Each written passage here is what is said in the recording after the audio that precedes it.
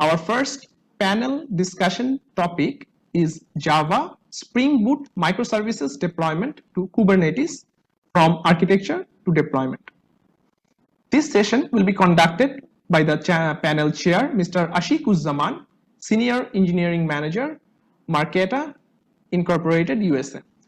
Mr. Ashiq has more than 2 decades of experience as engineering leader and software engineer in developing large-scale distributed systems with specialization in Java, AWS, and microservices. Next, we have Mr. Mohammad Saeem Ahmed. He has been working as a software engineer for over a decade. Currently, he is working as a staff software engineer at eBay Kleinanzeigen, the most visited general classified site in Germany. Then we have Mr. Mojahidul Islam. He is serving as the head of technology at Intellier Limited, having 15 years of experience in software industry. He is an expert in J2EE based enterprise application development, J2EE trainer, and consultancy experience acquired in the software industry. And finally, we have Mr. Mamoon Al Hassan.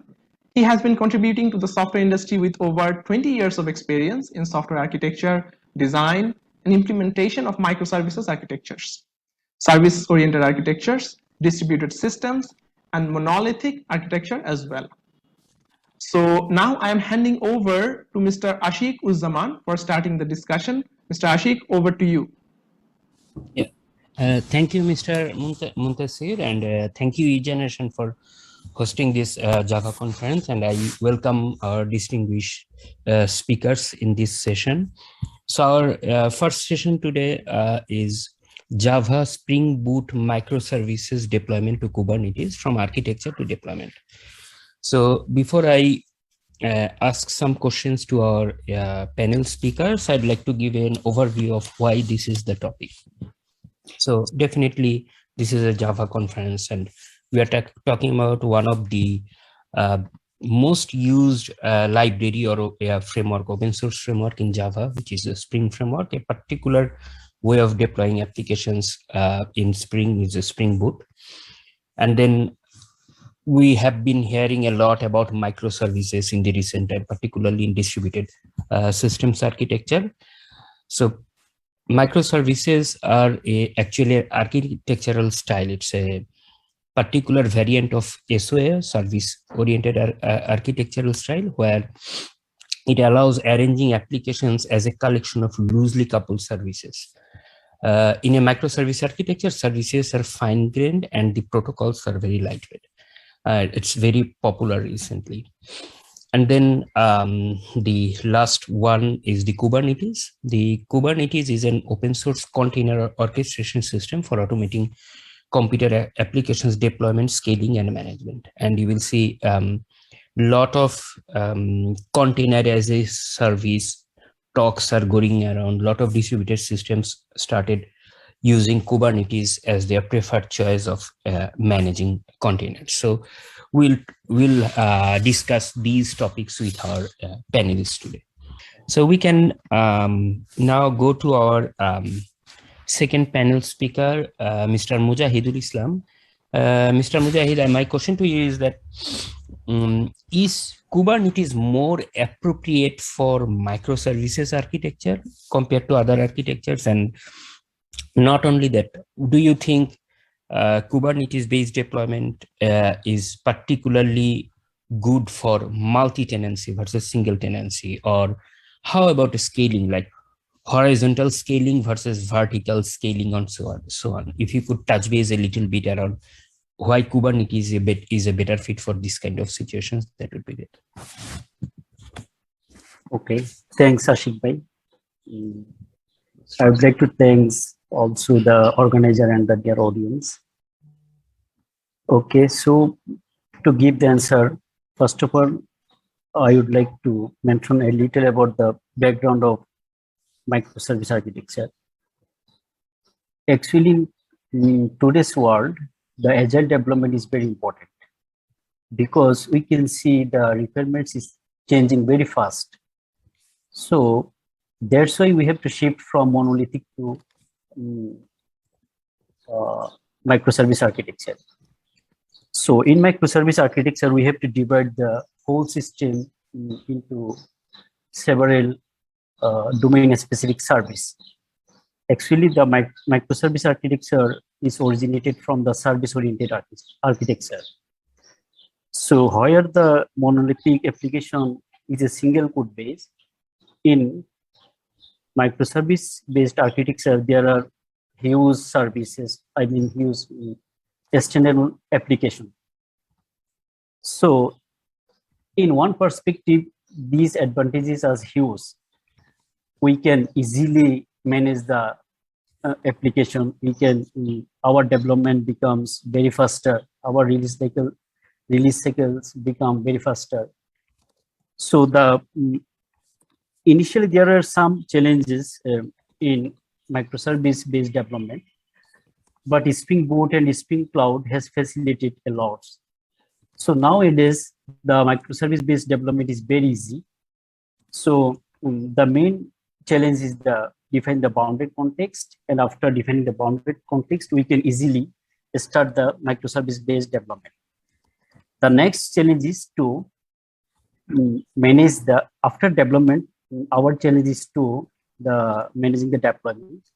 So here Docker is the great candidate for deployment. Then as there are huge containers, so managing the containers is a challenge. So in that place, Kubernetes helps us a great. So with the Kubernetes, we can easily manage the containers. Actually, Kubernetes is a container orchestration platforms that help us to deploy, scale, and manage all of our containers. It allows us to automate the deployment of our containerized microservices. This makes it easier to manage all of the components and microservices of our application. So definitely, Kubernetes is more appropriate for microservice-based development. Right. Okay, if I want to mention a little bit about the scalability, definitely Kubernetes help us about the auto scaling based on the custom metrics. That is one of the features that may convince us to run our Spring Boot application on Kubernetes. By default, horizontal pod auto scaling can scale the deployment based on the CPU and memory. However, such an approach is not enough for more advanced scenario. In that case, we can use Prometheus to collect metrics from our application.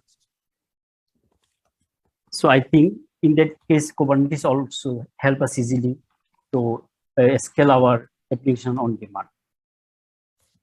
And another point was that how about the multi-tenancy in Kubernetes. So that is a challenge in liking any application regarding the multi-tenancy. So multi-tenant Kubernetes is a Kubernetes deployment where multiple applications or work groups run side by side. Multi-tenancy is a common architecture for organizations that have multiple applications running in the same environment, or where different teams like developer, IT, or DevOps share the same Kubernetes environment. We can think of multi-tenant Kubernetes as being an apartment building, whereas single-tenant Kubernetes is like a single family house. So I think regarding the points, Kubernetes is a great tool that has helped us the mentioned point in your question. Yeah. Okay. Yeah. Thank you so much, Mujahid Bhai. So you touched based on challenges around microservices development and how the Java Spring Framework, Spring Boot in particular, and Kubernetes has made the life of distributed system development so easier, but development became faster, release cycle became faster. You also touch based on how Kubernetes is a container orchestration platform, allowing automation of container deployments and management. And you consider that Kubernetes is particularly good for microservices deployment.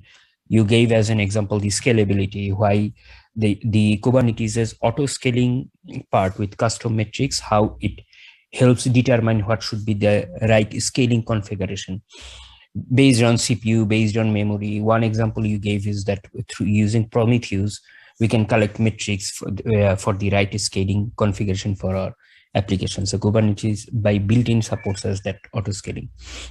You also touch based on multi-tenancy. So thank you so much.